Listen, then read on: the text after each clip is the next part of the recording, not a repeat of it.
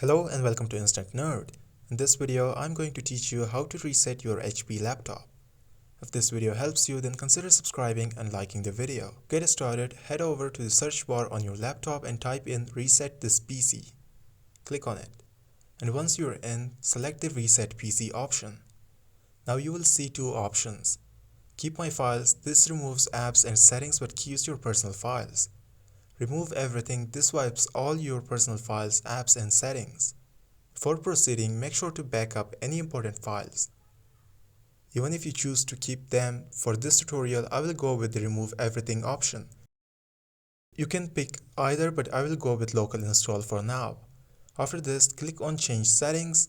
You will see questions about additional options like clean data. For example, selecting no means files are simply removed, which is quicker but less secure. Selecting yes ensures the drive is cleaned, making it harder to recover files. This process takes longer but offers more security. Adjust these settings based on your preferences. Once done, click on confirm and then next. The system will now summarize what's about to happen. If you're fine with everything, click reset. Your laptop will begin the reset process and that's it.